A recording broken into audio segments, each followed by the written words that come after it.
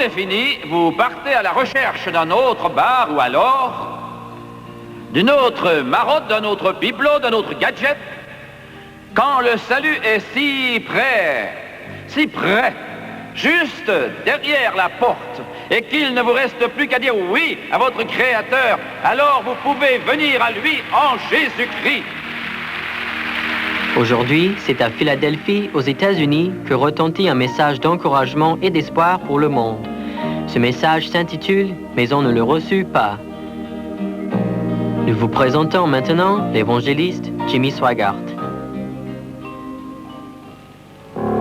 Quand j'étais enfant, j'entendais souvent ma mère chanter ce chant. Et son message est toujours aussi vrai.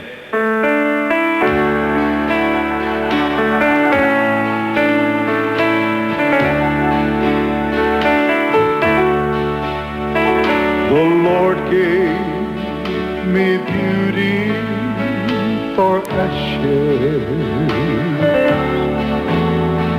for sorrow He gave to me joy. I was sad and oppressed. He exchanged it for rest and for peace that this world can't destroy. I traded my sins for salvation. I traded my load for relief. I obtained peace for my condemnation and the joy of the Lord for my grief. I traded a life that was wasted for a temple to dwell in, God's name. What I got was so much more than what He received. I sure got the best of the trade.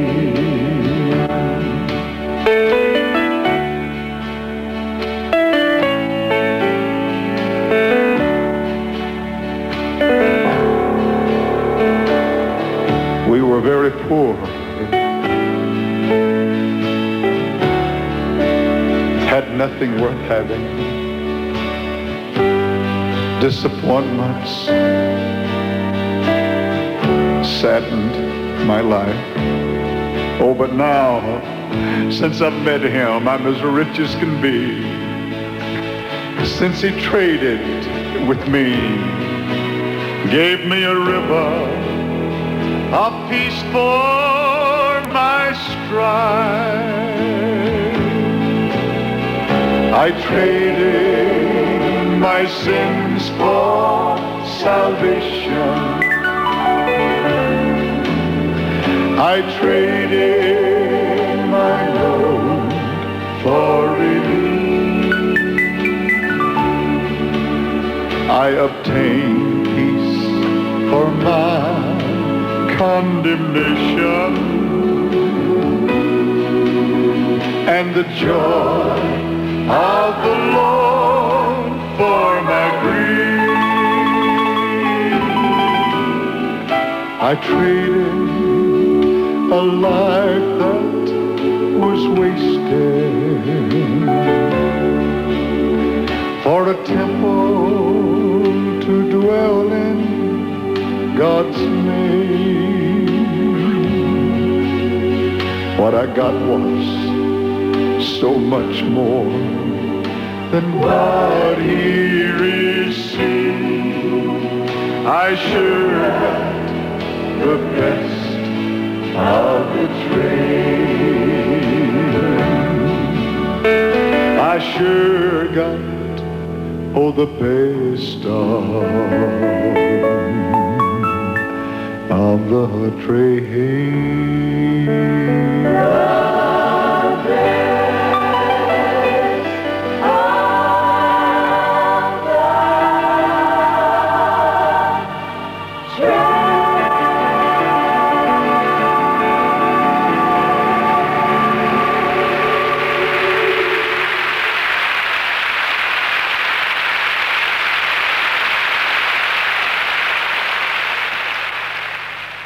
Et voici d'Atlanta, en Géorgie, mesdames et messieurs, John Starnes.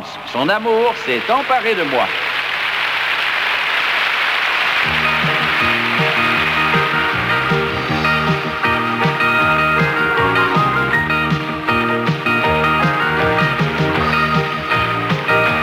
Well, his love is sure got a hold on me.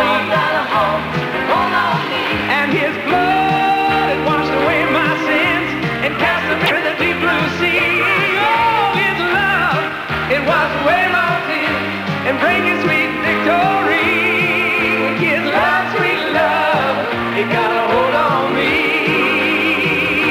A friend, if you're down, you have your face to the ground, where the peace and joy and love that just can't be found.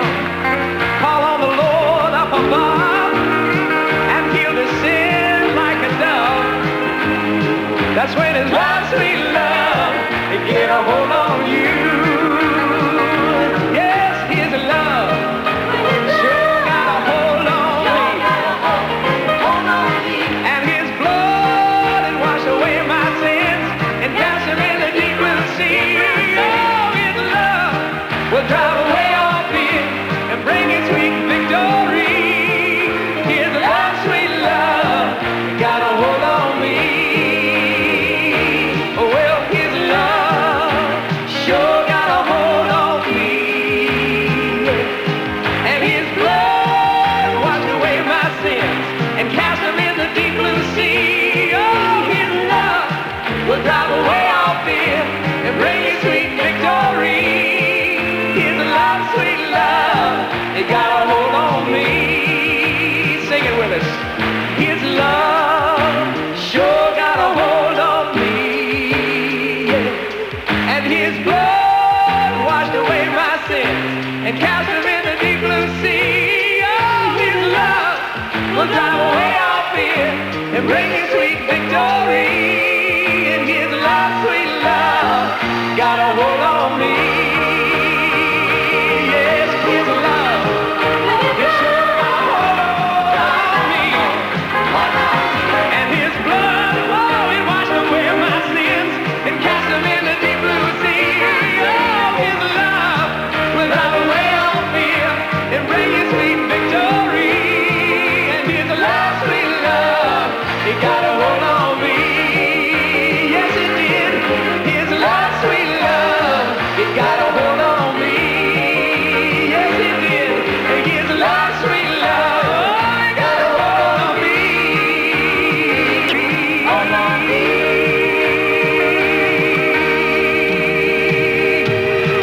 Well, his love, it sure got a hold on me. And his blood, it washed away my sins and cast them in the deep blue sea. Oh, his love will drive away all fear and bring you sweet victory. His love, sweet love, got a hold on me. Yes, it did. His love, sweet love, it got a hold on me. Oh, yes, it did. His love, sweet love, it got a hold on me. Hold on me.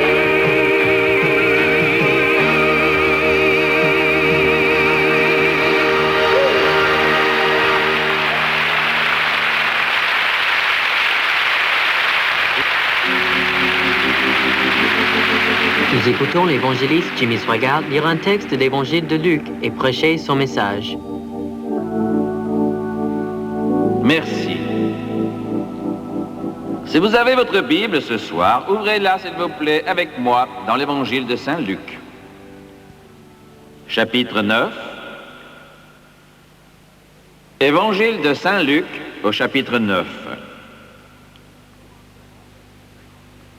Nous commencerons verset 51 et voici ce que nous lisons. Lorsque le temps où il devait être enlevé du monde approcha, cette expression nous parle bien sûr du fait que Jésus devait aller au calvaire. Lorsque le temps où il devait être enlevé du monde approcha, Jésus prit la résolution de se rendre à Jérusalem. Il envoya devant lui des messagers qui se mirent en route et entrèrent dans un bourg des Samaritains pour lui préparer un logement. Mais on ne le reçut pas, parce qu'il se dirigeait sur Jérusalem. Les disciples Jacques et Jean, voyant cela, dirent « Seigneur, veux-tu que nous commandions que le feu descende du ciel et les consume ?» Jésus se tourna vers eux et les réprimanda, disant « Vous ne savez pas de quel esprit vous êtes animés, car le Fils de l'homme est venu non pour perdre les âmes des hommes, mais pour les sauver. » Et ils allèrent dans un autre bourg. Je prêcherai sur ce sujet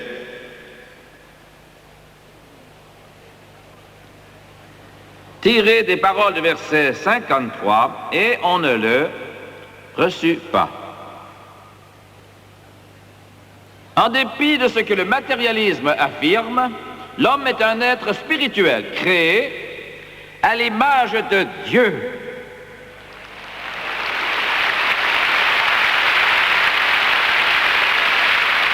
Par conséquent, les choses du monde, le matérialisme, l'argent, etc., ne peuvent satisfaire les aspirations du cœur humain.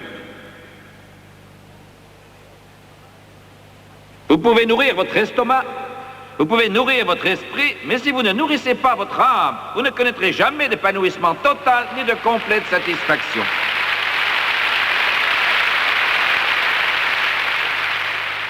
Parce que vous êtes fait par Dieu, créé par lui. Dieu a dit, créons l'homme à notre image. Vous avez été fait à l'image de Dieu, créé pour une tâche noble. Vous n'avez pas été créé à l'image du royaume animal, ni des formes inférieures de vie, mais pour une vie plus élevée, faisons l'homme à notre image.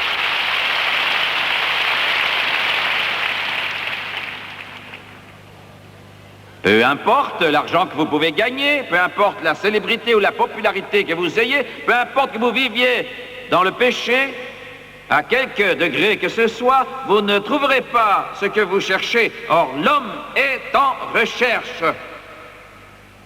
Il cherche, il regarde, s'interroge, il essaye de trouver quelque chose. Et ce qu'il rêve de trouver, c'est Dieu. Oh, je sais que certains ont beaucoup de mal à comprendre cela. Vous pensez que votre voiture peut vous satisfaire, vous pensez que votre maison peut le faire, ou peut-être une autre bière le ferait, ou une autre aventure avec l'autre sexe vous rendrait heureux. Mais quand tout est fini, vous partez à la recherche d'un autre bar ou alors d'une autre marotte, d'un autre bibelot, d'un autre gadget. Quand le salut est tout près, si près, tout près de ta porte, et qu'il ne vous reste plus qu'à dire oui à votre Créateur, alors vous pouvez venir à lui en Jésus-Christ.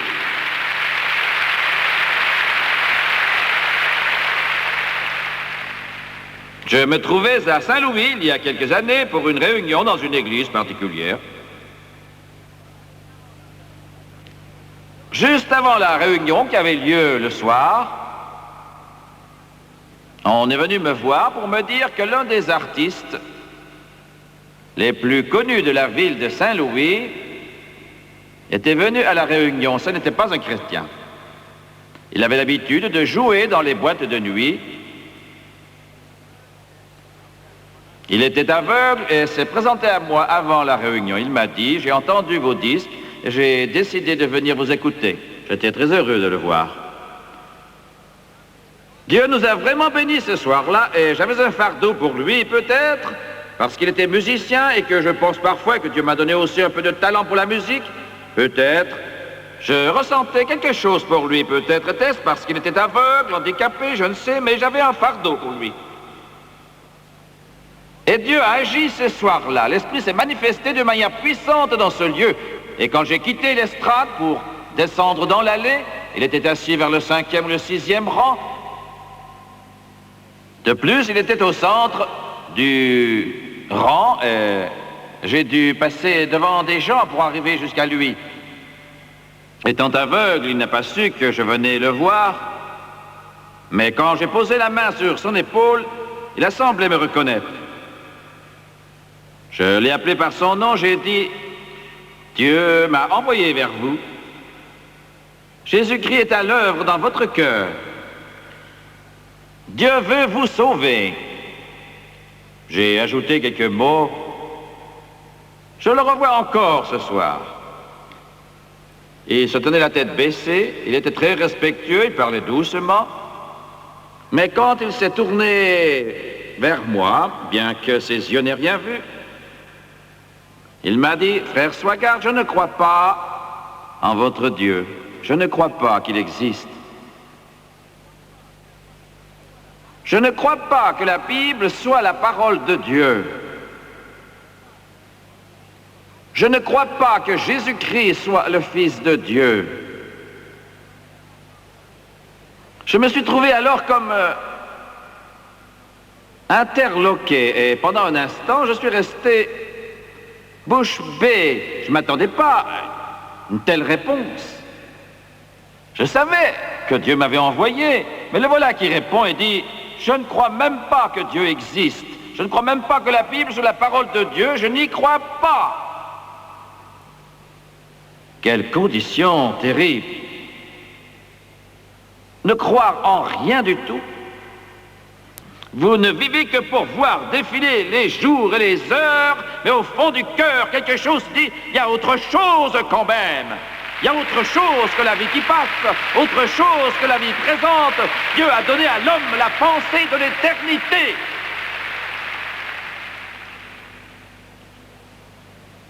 Cet homme a dit, je ne crois pas. Pensez aux conséquences de ce « je ne crois pas ». Pensez à toute l'importance de cette déclaration « je ne crois pas ». Certains d'entre vous ici présents et des milliers à la télévision sont dans cette même situation. Je veux bien croire, j'aimerais croire, mais je ne sais pas, je ne crois pas. Vos fautes, le poids, la tristesse vous réveillent aux petites heures du matin. Ne me dites pas le contraire, je le sais. Le monde gît dans les ténèbres, les yeux ouverts. Vous vous dites, et s'il y avait un ciel, un enfer, un Dieu, un juge, un créateur, et si Jésus-Christ est vraiment ce qu'il a prétendu et ce que les chrétiens disent de lui, et si l'éternité existe vraiment, et si le diable existe réellement, que va-t-il arriver? Je partirai un jour, je ne vivrai pas toujours. Ces pensées viennent à votre esprit, je le sais bien, car la mort est une réalité. Nous n'aimons pas y penser, mais c'est une réalité. Je vais vous dire pourquoi ces pensées viennent. C'est parce que Dieu nous les donne. Quand vous êtes nés, il a mis en vous certaines pensées. Il a mis la pensée de Dieu et il témoigne lui-même à votre conscience. Et l'enfer ne peut enlever cela. Et tous les démons ne peuvent l'enlever, pas plus que les armées de l'enfer.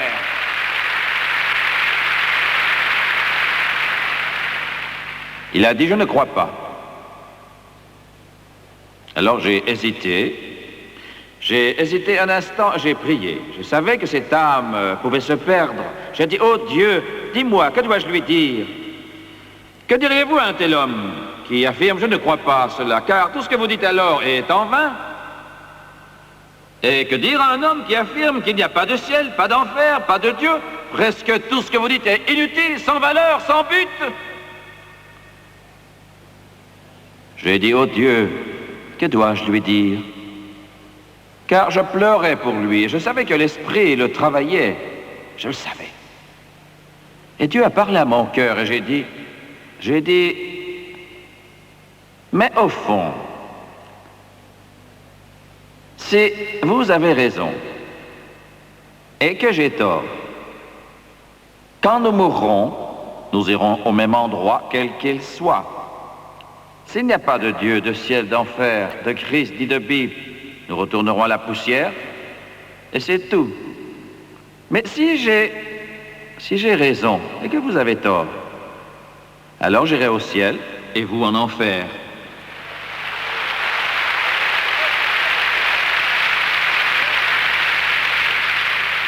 J'ai dit, monsieur, je n'ai rien à perdre en mettant ma main dans celle qui fut percée par les clous, et vous n'avez rien à perdre non plus, mais tout à gagner.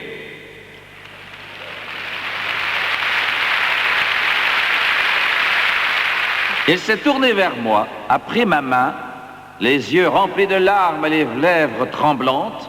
Le Saint-Esprit a commencé son œuvre, et d'une voix littéralement brisée, il a dit, « Je n'ai jamais vu les choses comme cela. Je n'y ai jamais pensé. Oh, je ne peux pas vous dire ce soir qu'il se soit agenouillé et qu'il soit venu à Jésus. Mais il n'oubliera jamais ce que je lui ai dit, jamais. »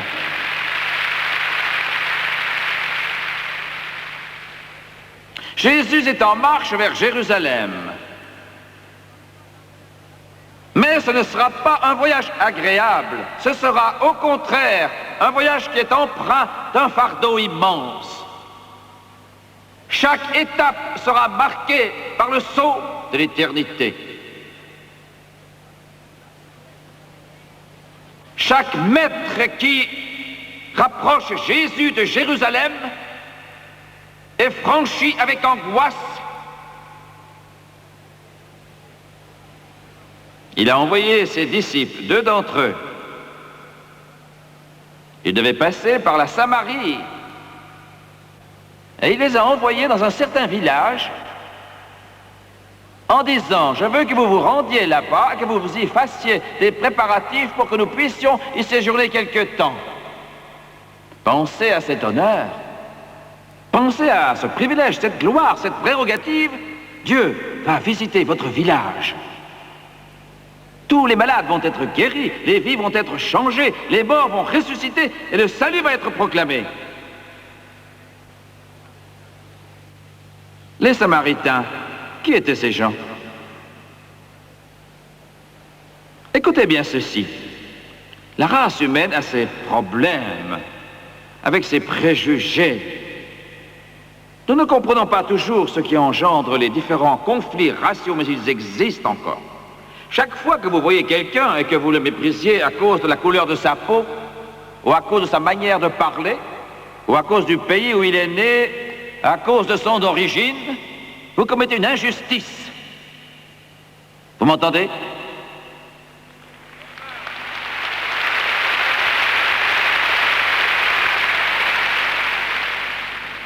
Cette chose enlace la race humaine comme les vices qui détériorent l'humanité. Tu n'es pas si bon que moi. Mais Jésus-Christ détestait cela. Il détestait cet esprit. Il a dit, je suis venu afin que tous viennent à moi. Quand j'aurai été élevé, j'attirerai tous les hommes à moi. Quand Dieu vous regarde, il ne voit pas un Samaritain, il ne voit pas un Juif, il ne voit pas un Noir, il ne voit pas un Blanc, il ne voit pas un Asiatique, il ne voit pas un Rouge ou un Brun, il voit simplement un être humain fait à l'image du Dieu Tout-Puissant.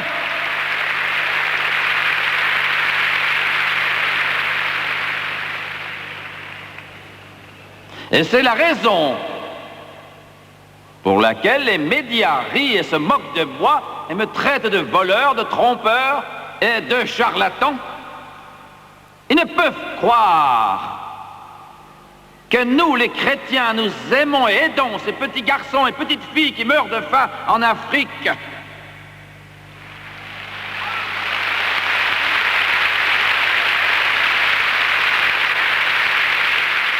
Il doit y avoir un truc là-dessous. Il doit y avoir un truc, c'est sûr, c'est un truc pour gagner de l'argent. Vous ne les aimez pas, disent-ils, mais ils parlent ainsi parce que leurs cœurs sont corrompus de péché. Mais ce sont eux qui ne les aiment pas. Ils pensent que tout le monde est comme eux, c'est classique.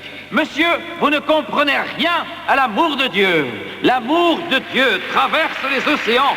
L'amour de Dieu va dans les colisées romains. Il fait que l'on sacrifie sa vie. L'amour de Dieu verse son sang. L'amour de Dieu pénètre dans la jungle. L'amour de Dieu va dans les taudis. L'amour de Dieu va dans les hôpitaux. L'amour de Dieu, profond, pur et majestueux.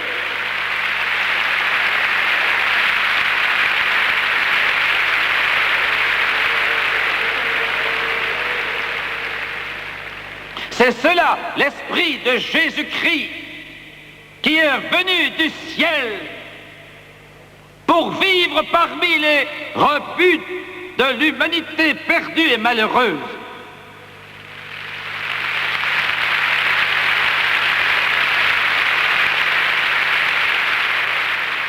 Je fais ce que je fais, des millions de chrétiens font de même, pour une simple raison. Parce que le christianisme aime et vient en aide à l'humanité. Combien d'orphelinats n'a-t-il pas construit? Mais que fait l'humanisme aujourd'hui? Combien de vies l'humanisme a-t-il changé? Combien d'esprits abattus a-t-il réconforté? Combien de malades a-t-il guéri? Combien? Aucun. Mais là où vous trouvez un orphelinat, Jésus-Christ s'y trouve. Dans chaque hôpital, vous trouvez Jésus-Christ. Quand vous trouvez un malade qui vient poser la main sur son front enfiévré, là, vous verrez un chrétien, un enfant du Dieu Tout-Puissant, et vous trouverez Jésus-Christ.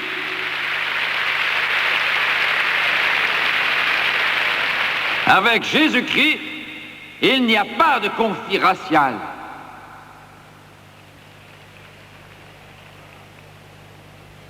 Gloire à Dieu.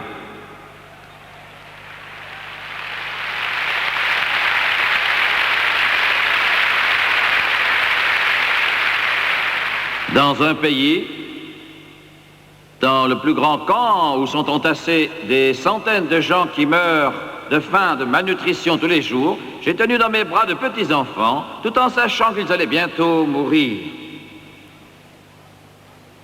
L'un des plus grands photographes de notre pays était avec moi.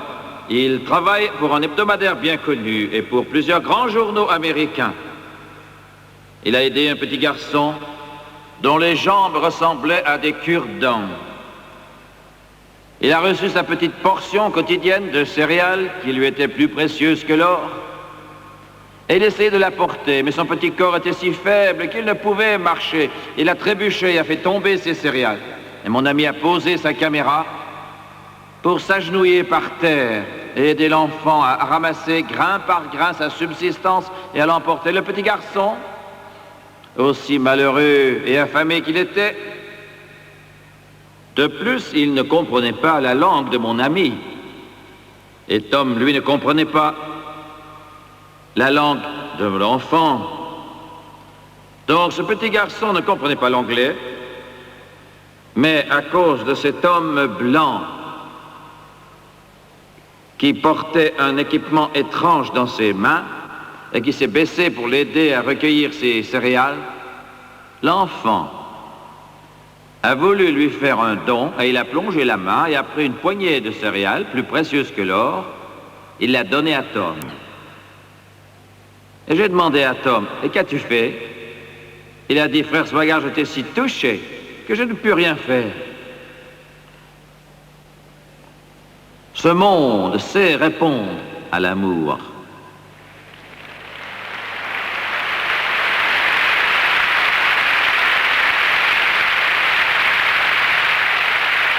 Voyez-vous, les Juifs et les Samaritains, à l'époque, se haïssaient et se méprisaient. Il y avait entre eux une haine et une animosité brûlante. Disons au passage que les Samaritains étaient en fait des Juifs, mais ils étaient aussi païens, car ils descendaient de deux races juives et assyriennes. Ils étaient rejetés. Leurs ancêtres assyriens étaient arrivés des siècles plus tôt, Ils s'étaient unis en mariage avec des Juifs, c'est pourquoi, étant de descendance mixte, les Juifs les haïssaient. Les Samaritains avaient leur propre religion.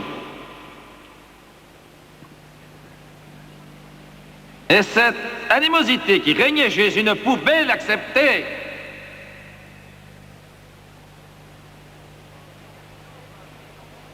Il y avait donc un mélange chez les Samaritains de judaïsme et de paganisme. Ils avaient leur propre religion, ce qui est le problème de l'homme d'aujourd'hui. L'homme affirme, si j'ai besoin d'un sauveur, je vais me l'inventer. Mais l'homme se trompe lorsqu'il essaie d'ajouter quelque chose à Christ. Quand vous ajoutez vos idées personnelles, vos rites, votre propre justice et votre propre religion à Christ, Jésus-Christ met de côté votre religion, il met de côté votre baptême d'eau, il met de côté votre repas du Seigneur, il met de côté votre appartenance à l'Église, il la met de côté.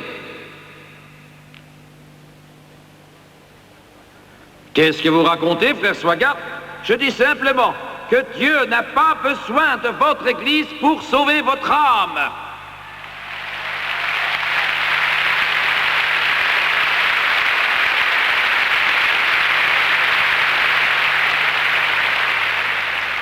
Voilà ce qui fait que le christianisme est très différent de toutes les religions humaines. Il n'a pas de règles. M'entendez-vous?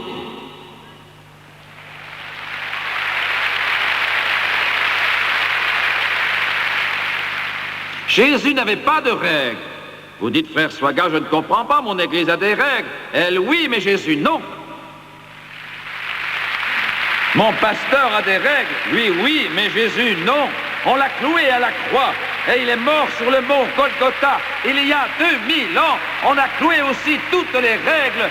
On a cloué toutes ces règles et il a dit, peu m'importe qui vous êtes, peu m'importe ce que vous êtes, peu m'importe où vous êtes allés, si vous venez à moi, je vous donnerai la vie éternelle, je sauverai votre âme et j'écrirai votre nom dans le livre de vie de l'agneau.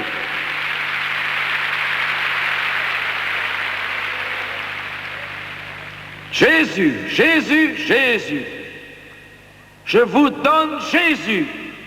Je ne vous donne pas une croyance. Je ne vous donne pas une religion chrétienne. Je ne vous donne pas un système. Je ne vous donne pas des rites. Je ne vous donne pas une philosophie. Je ne vous donne pas une église quelconque. Je vous donne Jésus-Christ, l'agneau de Dieu qui est venu ôter le péché du monde.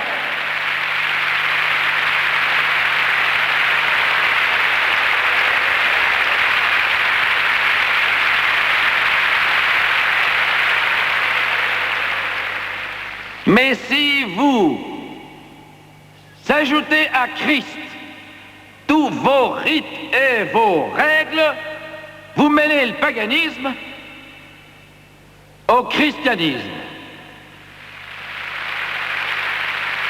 Est-ce que vous m'entendez? Si vous dites que vous devez être baptisé d'eau dans mon réservoir, vous ne faites qu'ajouter votre religion au christianisme. Quand vous dites « il faut que vous preniez la Sainte Seine dans mon église », vous ajoutez votre pauvre religion. Vous ne croyez pas au baptême d'eau? Oh oui, j'y crois. Mais cela ne vous sauve pas. Vous ne croyez pas au repas du Seigneur? Si, j'y crois. Mais cela ne vous sauve pas. Je suis pentecôtiste et je vais vous dire encore autre chose. Même si vous ajoutez le parler en langue, en disant qu'il faut parler en langue pour être sauvé, vous ajoutez votre religion et votre paganisme à Jésus-Christ. Je viens à toi les mains vides, dit le vieux cantique, pour m'humilier au pied de la croix.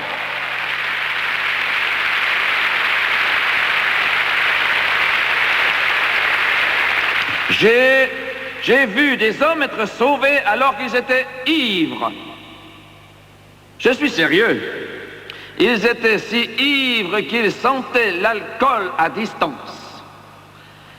Ils étaient si ivres et leur visage et leurs yeux étaient si rouges Mais la puissance du Saint-Esprit s'est saisie d'eux, ils ont été sauvés, et le Saint-Esprit les a délivrés, et ils se sont donnés au roi des rois. J'essaie de vous porter un message, mes amis.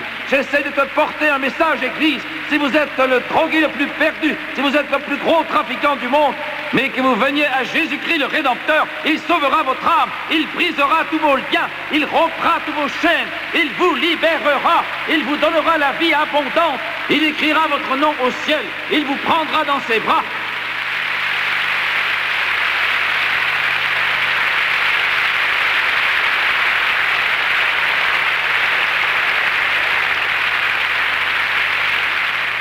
Voilà la raison pour laquelle les héros humains ont tous baissé leur pavillon et ils n'existent plus, tandis que le christianisme vit parce qu'il dépend non d'un homme comme les autres, mais de la personne de Jésus-Christ qui a dit « Parce que je vis, vous vivrez aussi ».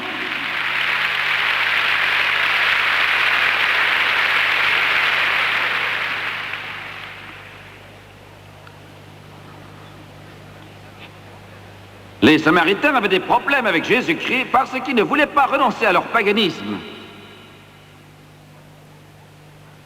Et voilà votre problème maintenant avec Jésus-Christ. Vous dites, il faudra renoncer à ceci, je devrais renoncer à cela, je devrais abandonner cela, je devrais oublier cela. Ce n'est pas que vous devez y renoncer, mais vous n'en aurez plus besoin. Alléluia! Alléluia! Gloire à Dieu! Alléluia!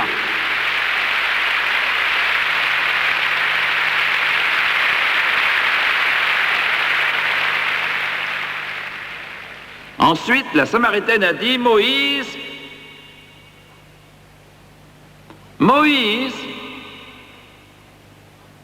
et le Messie sont pareils. En d'autres termes, Moïse est aussi bon que le Messie.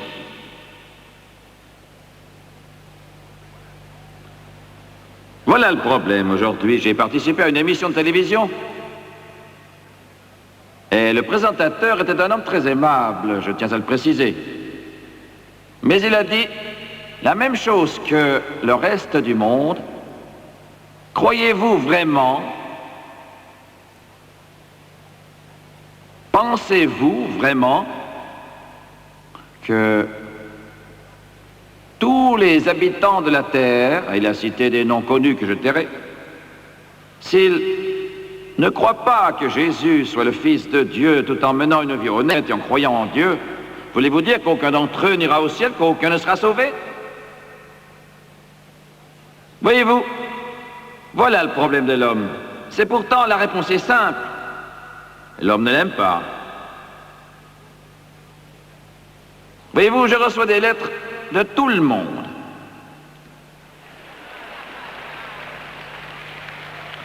Tôt ou tard, tout le monde nous écrit.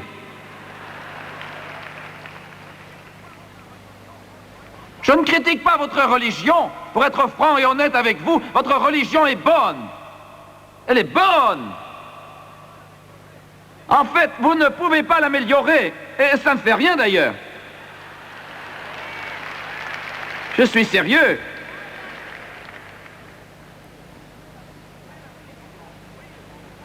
Mais la religion, voyez-vous, la religion ne peut rien.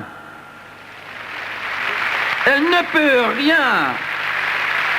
Je dois admettre que les religions sont louables, mais leur fondateur n'est pas descendu du ciel il y a 2000 ans pour verser son sang, souffrir et mourir sur une croix, offrant une vie sans tache en sacrifice parfait. Et la raison pour laquelle nous devons aller à Jésus, le Maître, le Roi, le Sauveur, car nous devons aller à Jésus-Christ, et nous ne pouvons aller à Dieu sans passer par Jésus-Christ.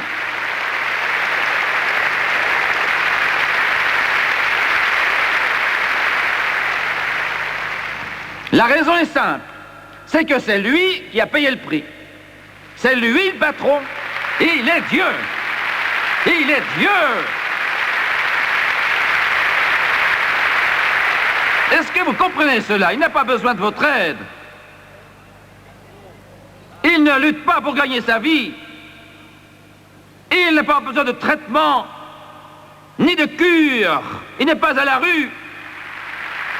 Jésus est vivant et bien vivant. Il est à la droite du Père Céleste. Il a vaincu le péché, la mort, l'enfer et le tombeau. Il est le plus grand champion de l'univers.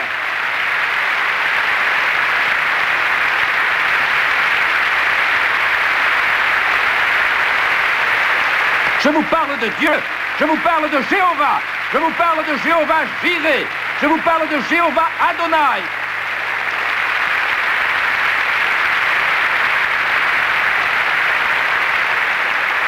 Il est Dieu. Oh, j'aime Moïse, mais il est différent de Jésus. De plus, Moïse n'a jamais dit qu'il était Dieu. Abraham ne l'a jamais prétendu. Mais Jésus a dit, je suis Dieu.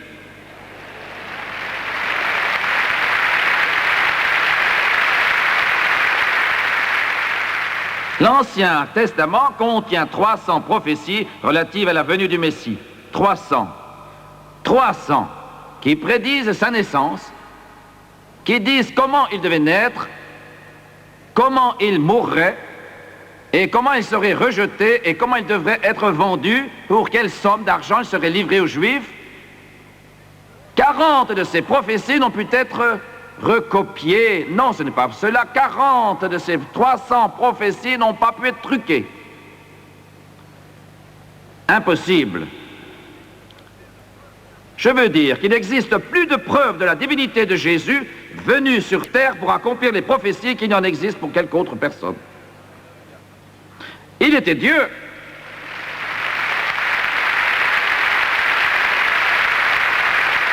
Il est devenu homme et n'a jamais cessé d'être Dieu.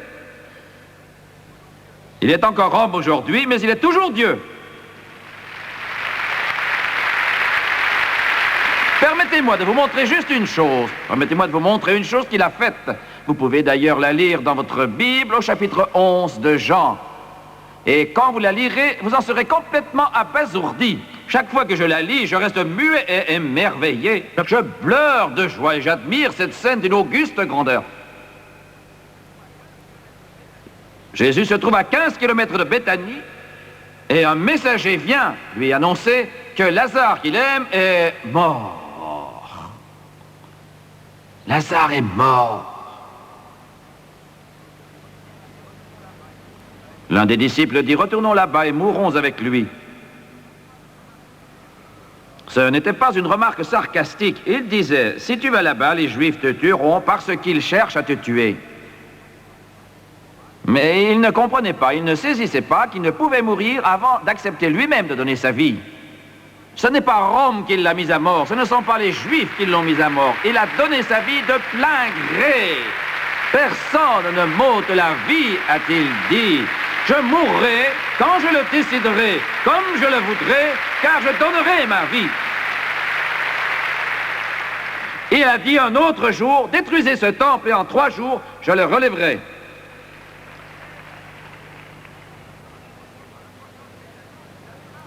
En approchant de Béthanie, il a vu Marthe à venir. Brisée par la douleur, l'esprit abattu, elle était désespérée, car son frère était mort. Elle a dit, Maître, si tu étais venu plus tôt, mon frère serait vivant. Jésus a dit, il va ressusciter. Elle a dit, Seigneur, je sais qu'il ressuscitera un jour. Il a dit, Marthe, lève-toi, tu parles de résurrection, je suis la résurrection et la vie. Ouh! Gloire à Dieu!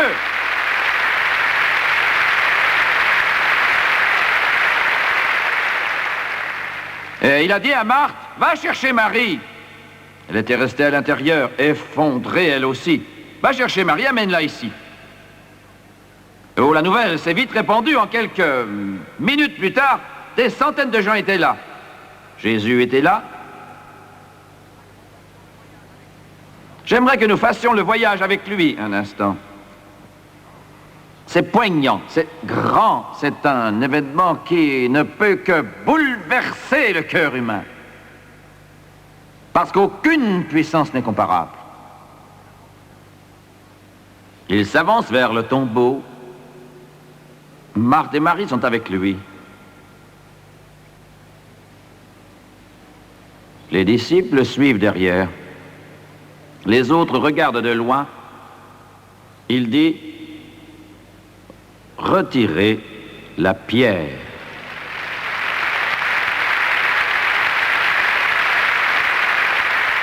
Je vais être direct, comme Marie l'a été. Elle a dit, maître, que veux-tu dire, retirer? Il est là depuis 4 jours et il sent déjà. La corruption fait son œuvre, son corps se pourrit. Il est là depuis 4 jours. 4 jours. Pensez un peu à ce que je vous dis. Il est lié entièrement. On l'a ensuite enveloppé dans linceul de bandelettes, de la tête aux pieds.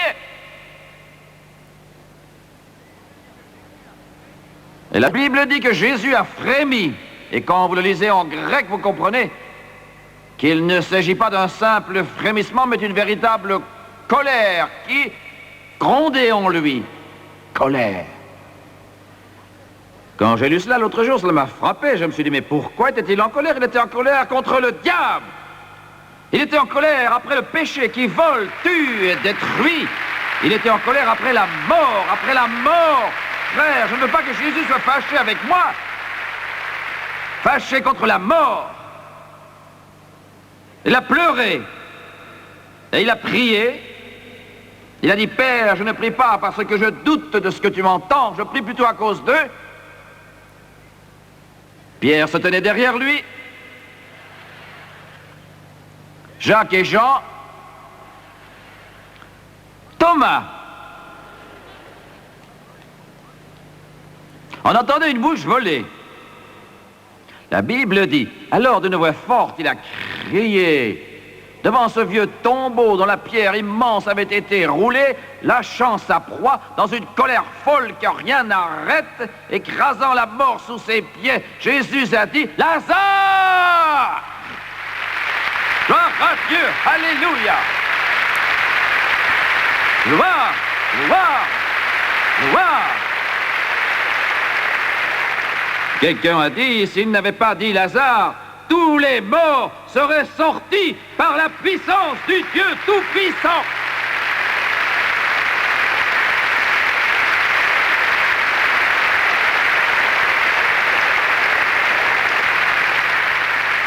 Il a dit, Lazare, viens, sors. Mon Seigneur, devant le ciel, devant les anges, devant les hommes, Lazare est sorti de la tombe, ses pieds sont liés, il ne peut marcher, mais il est sorti de la tombe quand même. Gloire à Dieu. Gloire à Dieu.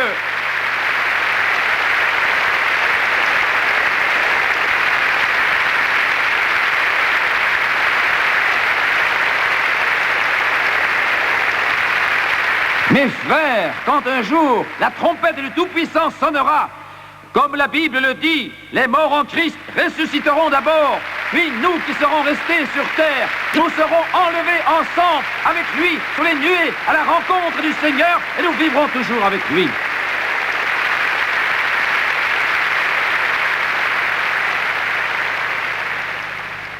Et si alors, vous vous trouvez devant les machines à sous de Las Vegas, ou d'Atlantic City,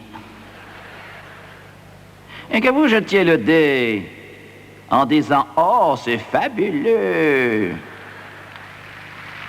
Seigneur, Seigneur, mettez votre main dans celle de l'homme qui a calmé la tempête, mettez votre main dans celle de l'homme qui a calmé la mer.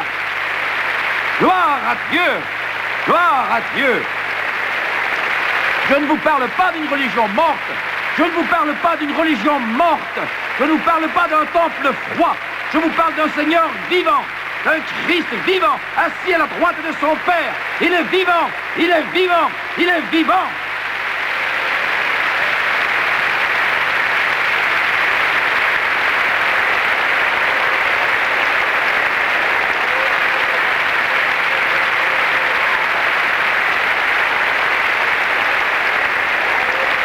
Je chante parce que je suis heureux.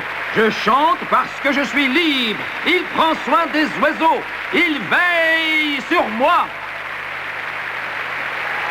Il est mon maître, il est mon roi, il est mon rédempteur, il est mon sauveur, il me nourrit chaque jour, il apaise ma soif, il me donne la vie, il efface mes péchés, il me sauve de l'enfer, il est tout pour moi, il m'offre les délices de sa vie céleste. Il est le premier et le dernier, l'alpha et l'oméga, le commencement et la fin. Il est le quatrième homme de la fournaise ardente et celui qui reviendra un jour avec la guérison dans ses ailes.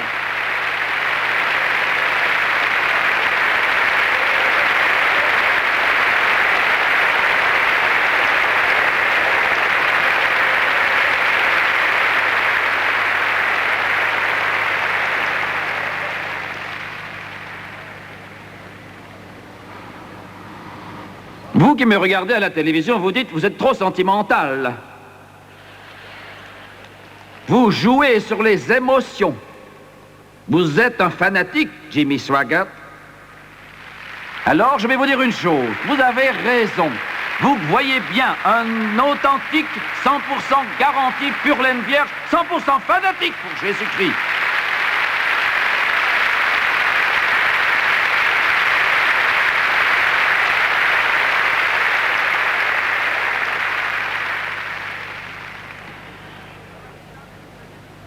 Les Samaritains et le paganisme. Les Samaritains et la religion. Les Samaritains et Jésus. Il a dit à ses disciples, allez, et dites aux habitants de ce village de tout préparer pour moi. Pensez un peu à cela.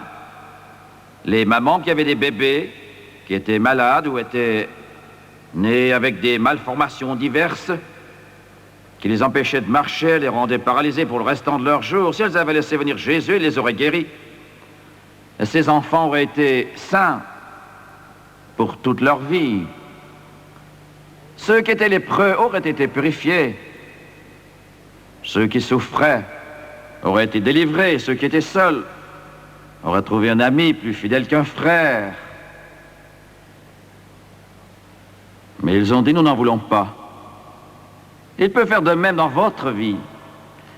Même si elle est déchirée, détruite par l'alcool, que vos pauvres enfants vivent dans un enfer qui brise le cœur de leur papa, leur maman, qui que ce soit, même si leurs parents souffrent et ne savent plus où aller. Jésus peut guérir les cœurs brisés. Vous êtes peut-être assis dans une pauvre et triste demeure où les meubles sont rares, il ne reste que la télévision et vous la regardez. Et voilà les larmes qui apparaissent sur vos joues. Au fond de votre cœur, l'espoir semble renaître. La lumière brille, elle est loin. Vous dites, pasteur, que Dieu m'accepte, je suis un drogué. Je suis un drogué, pasteur. Vous voyez ces traces? C'est fini pour moi. Personne ne s'inquiète de moi. Attendez un instant. Vous êtes couché seul dans votre pauvre chambre, vous regardez la télévision. Homosexuel, vous avez le sida. Personne ne veut plus vous voir. Personne ne se soucie plus de vous. Vous pensez au suicide. Si vous le pouviez, vous vous suicideriez quand vous êtes seul. Mais me voici pour vous dire que quelqu'un pense à vous. Je suis ici pour vous dire qu'il pense à vous. Voyez-vous, vous êtes homosexuel. Ceux qui vous ont défendu en disant qu'il fallait vous accorder des droits seront les premiers à vous mettre de côté et à vous laisser tomber, car ils ne vous aiment pas. Mais Jésus-Christ peut entrer dans votre chambre. Il peut vous prendre dans ses bras, briser les liens du péché, sauver votre âme et vous purifier. Si vous lui donnez une chance de passer à l'action parce qu'il vous aime.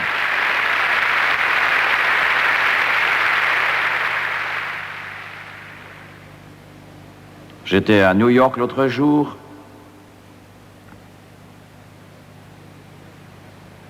Je descendais une rue avec un ami quand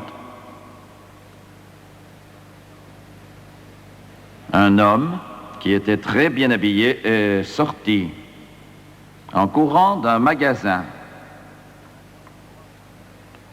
Dans un endroit où les magasins sont nombreux, il m'a dit « Frère Swaggart, est-ce bien vous ?» J'ai dit « Oui ».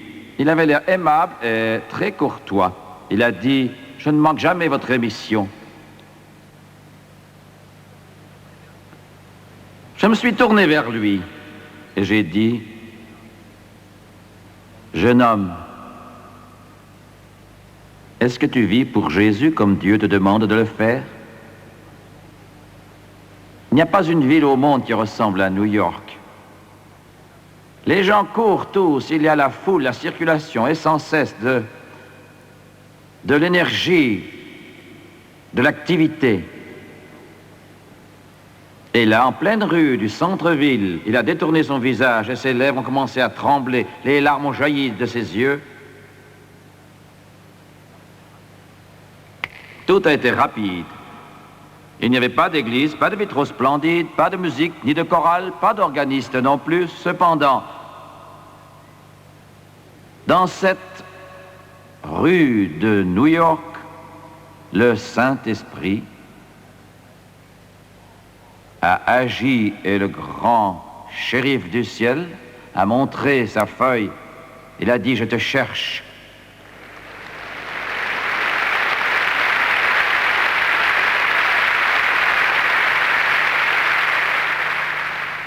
J'ai dit, puis-je prier pour toi, ici même, maintenant?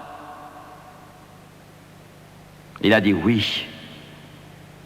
Mon ami et moi, nous sommes inclinés et j'ai mis la main sur l'épaule du jeune homme. J'ai prié, demandé à Jésus d'entrer dans son cœur pour étancher sa soif, satisfaire sa faim, panser la blessure, le vide, la solitude, enlever la culpabilité. Il a fallu 2 minutes, presque 2 minutes, puis il m'a regardé, a essuyé ses larmes. Les choses avaient changé. J'étais perdu loin de Dieu, je n'avais pas la paix, je ne savais comment trouver le repos, mais Jésus est venu et par sa grâce m'a libéré. Et les choses sont différentes, oh, si différentes maintenant.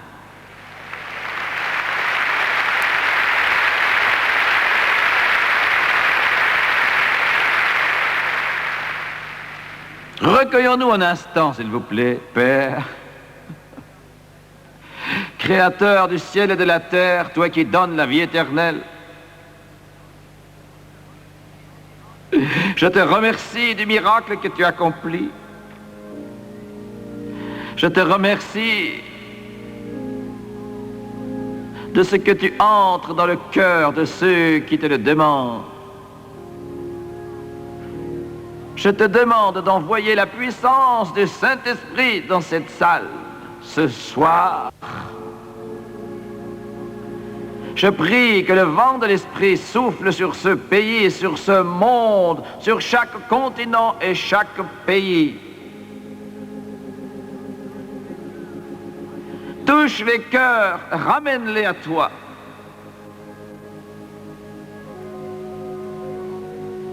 Je te le demande dans le saint nom de Jésus. Eric joue l'un des plus beaux cantiques qui ait jamais été écrit et qui a été composé par Ira Stamphill. Il y a de la place à la croix. Pour toi.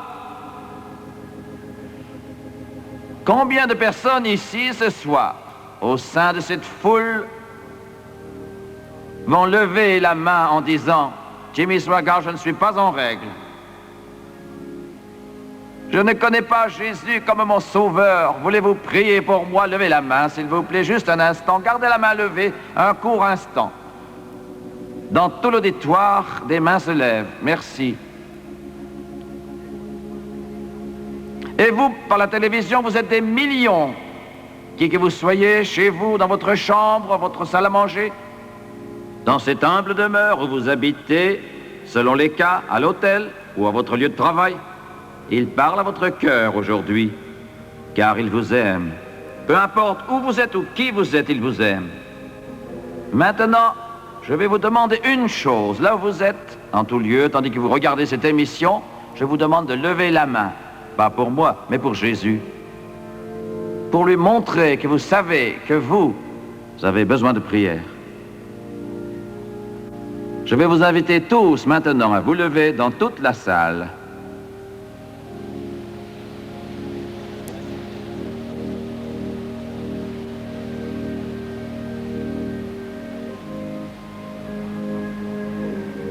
Je ressens que l'Esprit agit dans ce lieu.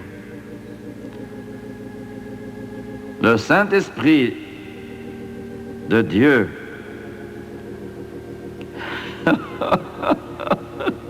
qui est venu après l'ascension de Jésus, le jour de la Pentecôte. Cet esprit va se manifester dans cette grande salle et dans le monde. Oui, il vous attend pour vous donner la vie éternelle. Les anges vous attendent. Je vous invite à venir. Je vous invite, vous tous qui avez levé la main en haut, sur les côtés, devant, je vous invite à descendre jusqu'ici. Descendez maintenant du balcon. Nous vous donnerons le temps de venir jusqu'ici, devant. Venez devant cette estrade, maintenant. C'est le voyage le plus important de votre vie. Vous n'en ferez jamais de pareil. Venez maintenant, pendant qu'il chante. There's room at the cross for you.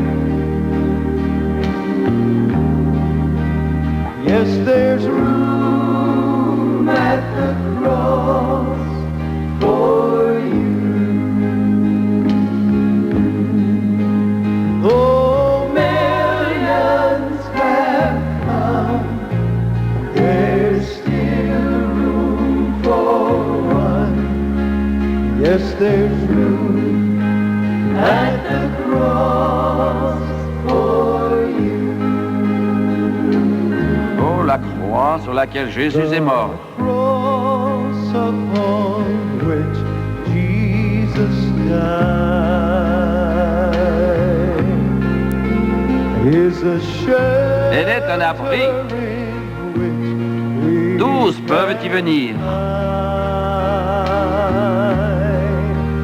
And its grace so free is sufficient for me, and deep is its fountain, as wide as the sea.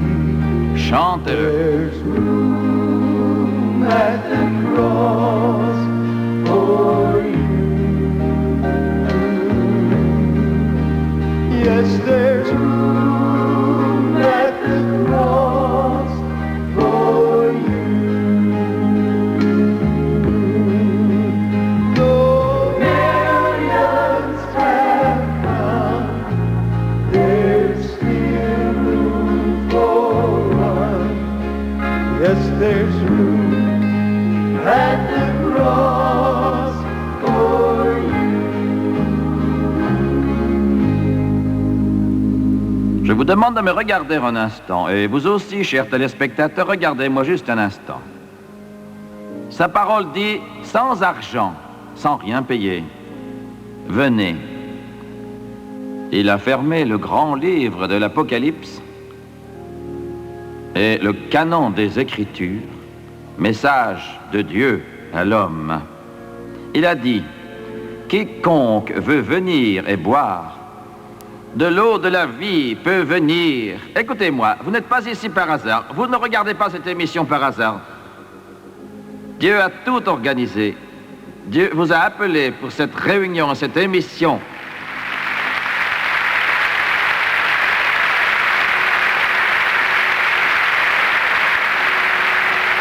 Vous revenez à la maison. Vous rentrez. Rien ne peut remplacer le fait de rentrer à la maison. À la maison.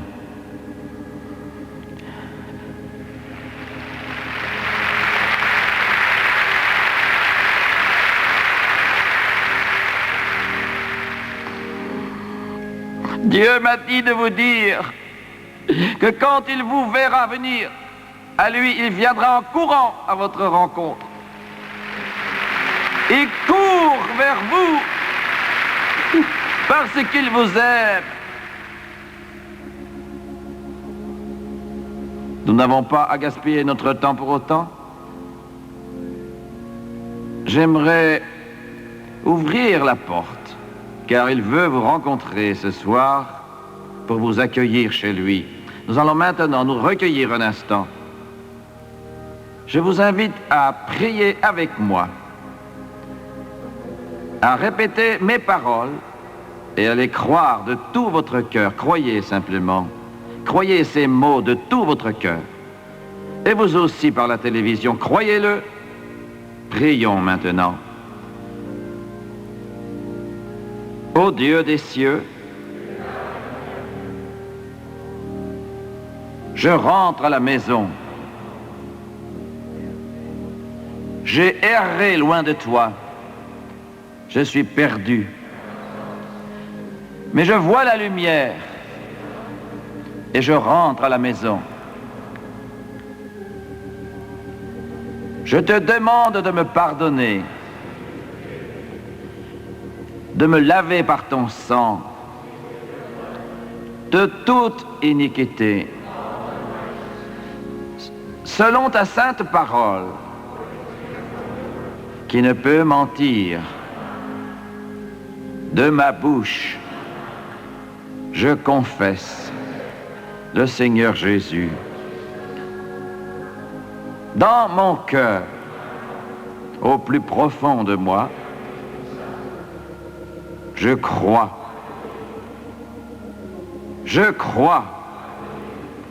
que Dieu a ressuscité Jésus des morts et qu'il est vivant. Maintenant, j'accepte Jésus-Christ comme mon maître, mon sauveur et mon rédempteur. Aujourd'hui, je crois, je suis sauvé. Gloire à Dieu, alléluia.